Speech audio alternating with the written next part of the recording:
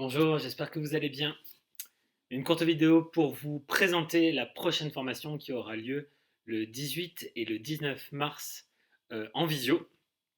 Donc, vous pouvez me contacter pour vous inscrire. Alors, en quoi elle va consister cette formation? C'est une formation vraiment exclusive que j'ai fait pendant plusieurs années avec l'Omnes, qui est un organisme qui regroupe des naturopathes et des professionnels de santé.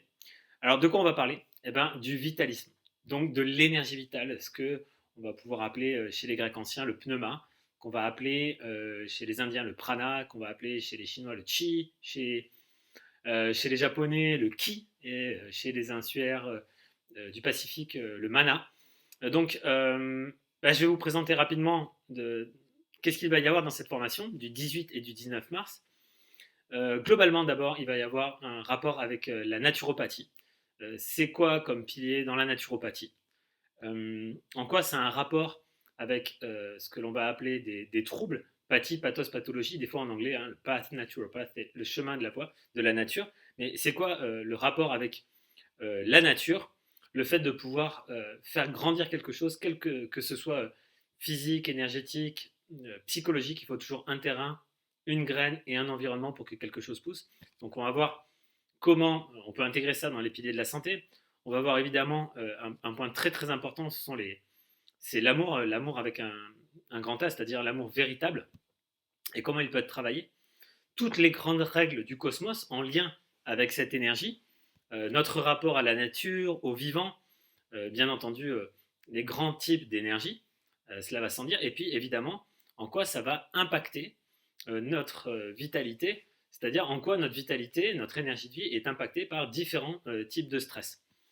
Quelles sont les techniques naturelles que l'on va pouvoir retrouver, à la fois pour détoxifier une énergie un peu perverse ou turpide, et puis pour booster son énergie, avec des grandes techniques notamment naturelles.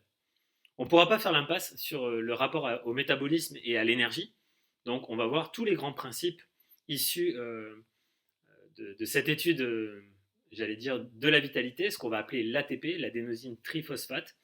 Okay, là, vous voyez, on va faire un gros point sur la respiration cellulaire, le cycle de Krebs, tout ce qu'on appelle la phosphorylation oxydative. Donc, on va rentrer dans des détails, mais c'est vraiment intéressant de pouvoir comprendre ça, notamment parce que, eh bien, on découvre que l'énergie à la fin des cellules, dans les mitochondries, eh bien, elle est associée avec de l'eau cellulaire, et cette eau, elle ne vient pas de l'eau que l'on boit, mais de l'eau que l'on respire. Donc évidemment, il y aura tout un lien avec les apports en protéines, en lipides, en glucides. Et puis, on aura une approche naturopathique de tout ce qu'on appelle le terrain, c'est-à-dire que l'énergie, on va l'avoir en quantité, qualité et circulation, mais elle ne se développe pas de la même manière sur n'importe quel terrain. Donc, on va revoir les travaux de Claude Bernard, de Béchamp, bien évidemment d'Hippocrate. Tout ça, on va le voir en lien avec la toxémie, bien évidemment, parce que une des premières choses que fait l'énergie de vie, le vitalisme, c'est de détoxifier. Mais détoxifier quelque chose, c'est-à-dire au moins ce qu'on a pris. Donc pour un enfant, plus il va manger sainement, d'ailleurs un enfant, ça sent bon, ok, mais parce qu'il a peu de toxines à sortir, s'il est allaité par sa maman, s'il va régulièrement à la selle, il n'y a absolument pas de problématique. Par contre, en fonction de l'âge, en fonction de notre qualité alimentaire, de notre qualité aussi émotionnelle, eh bien, en fonction des différents déchets, des différents filtres, que nous on va appeler émonctoires, c'est-à-dire, eh bien, par exemple, si sur votre voiture vous avez un filtre à particules pour les particules, un filtre à eau pour l'eau, un filtre à huile pour l'huile, et donc en fonction de tout ça, nous aussi on a des déchets à évacuer, et on se les retrouve euh, sous différentes formes. Et puis bien évidemment, parce que je suis naturopathe mais aussi enseignant de Qigong, on va voir le Qi, ok, là c'est le riz ou le millet qui explose, et puis là c'est la vapeur. On va voir ce que c'est que l'énergie, les lois de l'énergie, en fonction de ce que l'on va appeler le Qi, ok, et comment c'est géré par notre attention, la qualité de nos émotions. Euh, Là, vous voyez, c'est assez connu, hein, le Jing, c'est la matière, le Qi, c'est l'énergie respiratoire émotionnelle, et le Shen, c'est le mental, c'est la qualité de nos pensées. Et donc tout ça va être en lien et va affecter eh bien, notre vitalité, qu'elle soit physique, respiratoire émotionnelle ou alors mentale et spirituelle. On va avoir des techniques très concrètes pour pouvoir accéder à une vitalité accrue dans l'instant présent. Je, je rentrerai un peu dans les détails, notamment autour des différentes fréquences. Parce que chaque organe, chaque zone de notre corps est affectée à une sorte de rythme. Okay, tout le monde connaît le rythme cardiaque, le rythme respiratoire, mais d'autres organes sont affectés par des fréquences, notamment pour générer, on va l'appeler un champ bioélectromagnétique. Mais ce champ bioélectromagnétique, eh bien, il est influencé notamment par la qualité de nos ondes cérébrales, de nos ondes cardiaques, mais aussi malheureusement par les téléphones sans fil. Il est affecté par tout un tas de choses. Et puis, il n'y a pas que le cœur, le cerveau, tout le corps, y compris ce qu'on va appeler le second cerveau. Donc, on va voir comment le mental, le cœur et le ventre sont liés directement.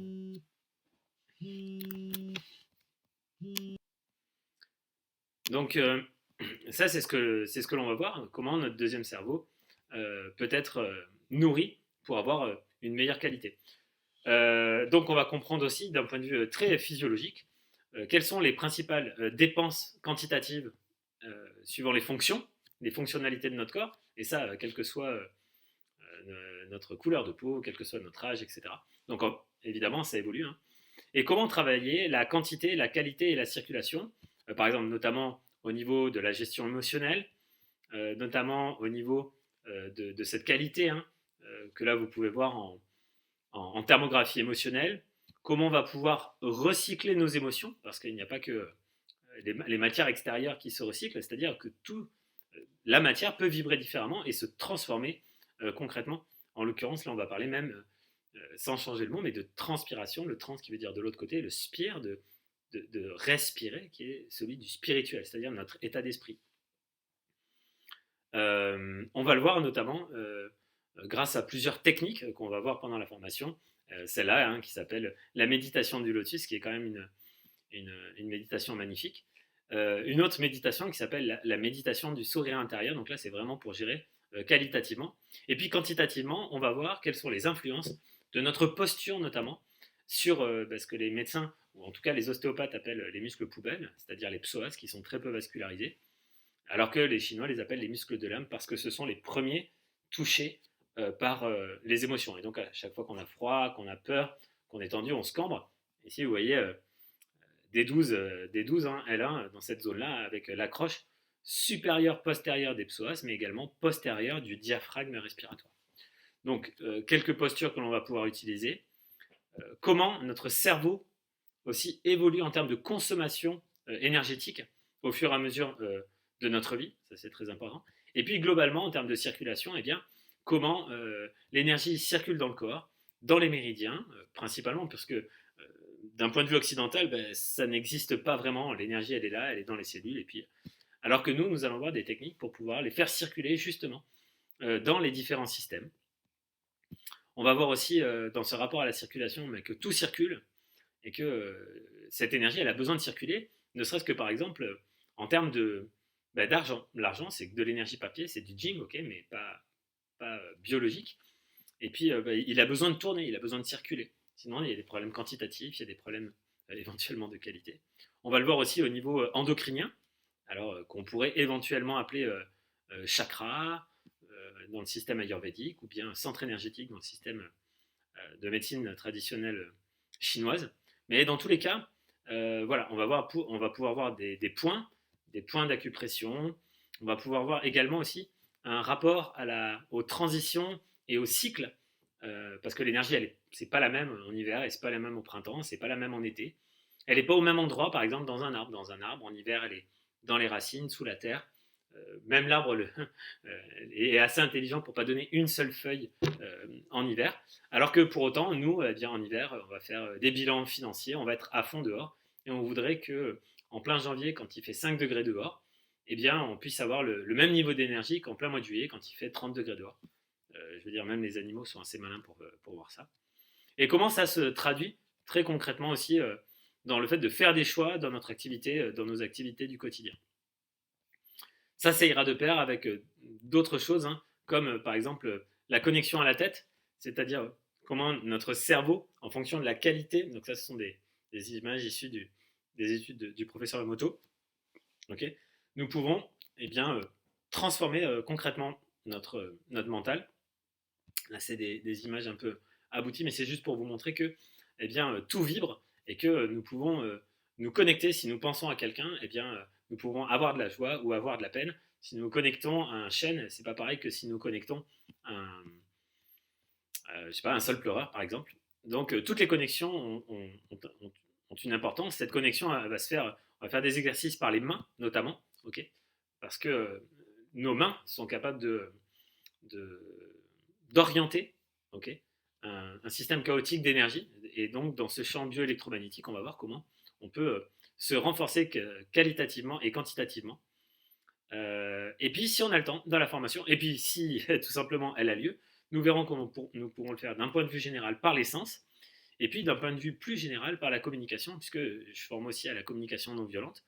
Et donc, tous les rapports d'empathie, de gestion émotionnelle, eh bien, ou de transaction malheureusement du plus fort au plus faible, physiquement ou par la violence, eh bien, ça vient nuire à nos échanges.